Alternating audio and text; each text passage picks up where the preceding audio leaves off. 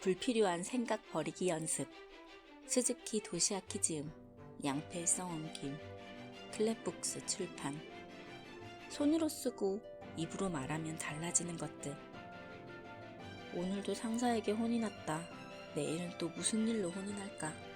새 부서로 이동한 뒤 일이 전혀 익숙해지지 않는다. 어떻게 하면 좋을까? 클라이언트가 말도 안 되는 요구를 하는 바람에 위험이 도진 것 같다. 이렇게 매일 불안함과 압박감에 시달리는 사람도 적지 않을 것이다. 그런 정신 상태로는 무슨 일을 하든 불안하게 느껴져서 점점 더 부정적인 생각을 하게 된다. 이런 사람에게는 좋은 일 노트를 추천한다. 그날 있었던 좋은 일을 노트에 적는 것으로 부정적인 고정관념을 긍정적인 고정관념으로 바꾸는 방법이다. 좋은 일 노트에는 다음과 같은 3가지 항목을 적는다. 좋은 일 노트 쓰기. 1. 오늘 무엇을 했는지 적는다. 이때 최대한 좋은 일을 적는 것이 포인트다. 부정적인 사고인 상태면 좋은 일을 찾기가 힘들겠지만 오늘 마감이었던 자료를 예정대로 완성할 수 있었다도 좋고 거래처와 약속을 잡는데 성공했다도 좋다. 무엇이든 상관없다. 점심이 맛있었다. 동료와 취미에 대해 재미있는 얘기를 나눴다. 길가에 핀 꽃이 예뻤다와 같은 사적인 일도 좋으니 일단 적어보자. 단 여기에 타인의 평가는 절대 넣지 않는 것이 원칙이다. 상사에게 완성도가 떨어진다는 말을 들었다와 같은 부정적인 측면은 배제하고 마감을 지켰다 라는 긍정적인 측면에 초점을 맞춘다. 2. 즐거움의 정도를 수치화한다. 앞에서 적은 것이 어느 정도 즐거웠는지 점수 또는 백분율로 수치화한다. 수치화하면 매사를 막연하게 어림잡는 습관을 없앨 수 있고 더 즐거운 일을 찾아내는 방법을 익힐 수 있다. 예를 들면 다음과 같이 수치화한다. 오늘 마감이었던 자료를 예정대로 완성했다. 70점. 거래처와 약속을 잡는 데 성공했다. 50점. 길가에 핀 꽃이 예뻤다. 100점. 3. 반성할 점을 적는다. 반성할 점이라고 해서 잘못한 일을 되돌아보라는 것이 아니다. 즐거움의 정도를 높이기 위해서 어떻게 개선해야 할지를 생각해보는 것이다. 예정대로 자료를 완성할 수 있었던 것은 기분 좋은 일이지만 조금 부족했던 것 같다. 다음에는 완성도를 높일 수 있도록 노력하자. 몇 번이고 거절당했던 거래처인데 오늘 약속을 잡는 데 성공한 것은 기쁘지만 조금 억지스럽게 밀어붙인 것 같다. 만나면 사과부터 하자. 이런 순서로 적어가면 마지막에는 하자라는 긍정적인 의식이 된다. 이처럼 좋은 일 찾기를 하다 보면 의식이 자연스럽게 긍정적인 방향으로 향하게 된다. 매번 똑같은 악순환에 빠지는 이유는 나쁜 점에만 시선이 가기 때문이다. 병은 마음에서 온다라는 말이 있듯이 일을 잘하거나 못하는 건 역시 마음, 즉 부정적인 고정관념에 좌우된다. 일을 잘하는 사람은 기본적으로 긍정적인 사고를 한다. 같은 일이라고 해도 좋은 부분에 초점을 맞춰서 보는 습관이 있기 때문이다. 상사에게 쓴소리를 들었어도 그래도 자료는 예정대로 완성했잖아? 다음에 더 완성도 있게 하면 되지 뭐 라고 좋은 쪽으로 해석한다.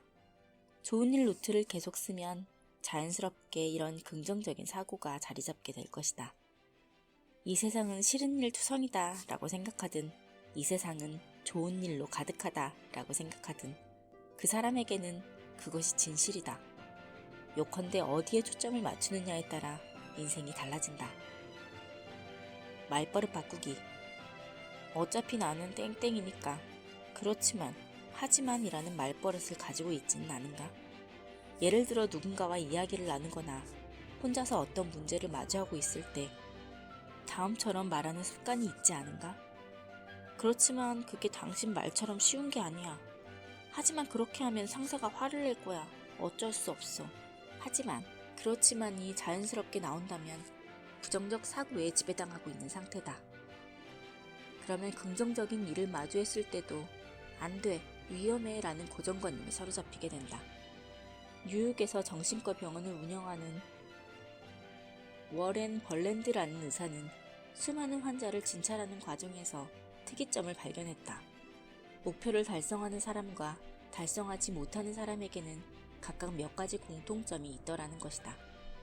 예컨대 자기 실현을 하지 못하는 사람들은 대체로 그것을 방해하는 사고방식을 가지고 있었다. 속박된 상태에서 빠져나오는 것은 무리다. 노력해도 소용없다. 나를 바꾸는 일은 불가능하다. 막다른 길에 몰린 상태가 바로 현실이다. 탈출하는 방법 같은 것은 허울 좋은 소리일 뿐 도움이 되지 않는다. 나 혼자서는 아무것도 할 수 없다. 누군가의 도움이 필요하다. 내가 안고 있는 문제는 너무 어려워서 이 방법으로는 해결할 수 없다. 나는 아무것도 할 수 없는 구제불능이다. 이 문장들이 앞에 모두 어차피, 하지만, 그렇지만을 넣을 수 있다는 사실을 눈치챘는가? 이 말들은 부정적인 생각을 떠올리게 하는 금지어다. 벌랜드는 이런 생각을 개인의 에고라고 불렀다. 그리고 이런 에고가 사람들의 마음을 속박해 부정적인 생각에서 빠져나오지 못하게 한다고 주장했다. 그러므로 하지만, 그렇지만과 같은 부정적인 말버릇을 봉인해야 한다. 하지만, 그렇지만, 어차피와 같은 말은 사고의 포기를 의미한다. 예를 들어 상사가 실수를 지적하자 하지만 그건이라고 반론했다고 치자. 이는 반론할 거리가 있으므로 자신은 잘못하지 않았다는 부분에서 생각이 멈춰버렸음을 드러낸다. 어차피 나에게는 무리야 에서 어차피라는 생각 역시 아무런 확증도 없으면서 그 이상 생각하기를 포기한 것이다. 생각하는 것을 그만두면 자동사고가 발동해서 점점 더 강한 고정관념에 빠지게 된다. 하지만이나 그렇지만은 부정적 사고를 끌어당기는 성질이 있다.